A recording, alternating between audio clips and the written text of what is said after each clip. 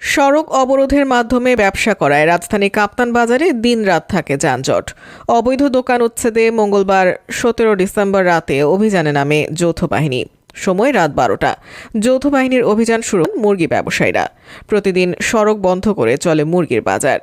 অবৈধ এই মুরগির বাজার উৎখাত করতে নিরাপদ সড়ক আন্দোলনের সমন্বয়ে অভিযানে নামে যৌথ বাহিনী। উচ্ছেদ করা হয় রাস্তার পাশের ব্যবসায়ীদের। এ সময় জব্দ করা হয় বেশ কয়েকটি দোকানের মুরগির খাঁচা। ব্যবসায়ীরা জানান, ইজারা নিয়ে দোকানের অনুমোদন দিয়েছে সিটি কর্পোরেশন। কাপ্তান বাজার পোল্ট্রি মুরগি ব্যবসায়ী সভাপতির দাবি, দক্ষিণ সিটি কর্পোরেশনকে প্রতিদিন লক্ষাধিক টাকা চাঁদা দেন তারা। কাপ্তান বাজার পোল্ট্রি মুরগি ব্যবসায়ী সমিতির সভাপতি মোহাম্মদ শাহজাহানুদ্দিন বলেন, যানজট হয়, তবে রাস্তা জ্যাম মুক্ত রাখার জন্য নিয়োগ করা হয়েছে 8 জন লাইনম্যান।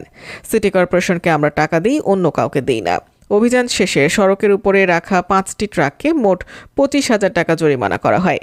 ইজারার মেয়াদ অতিক্রম হয়েছে বলেও জানান নির্বাহী ম্যাজিস্ট্রেট। ঢাকা দক্ষিণ সিটি কর্পোরেশনের নির্বাহী ম্যাজিস্ট্রেট মোহাম্মদ আমিনুল ইসলাম বলেছেন, জনগণের চলাচলের জন্য রাস্তা যাতে সম্পূর্ণরূপে উন্মুক্ত থাকে সেজন্য এই অভিযান পরিচালনা করা হয়েছে। ভবিষ্যতে এ ধরনের অভিযান আরও পরিচালনা করা হবে। অভিযানের এক পর্যায়ে রাস্তার পাশে রাখা ভ্যান উচ্ছেদের সময় ক্ষিপ্ত হয়ে যান ব্যবসায়ীরা।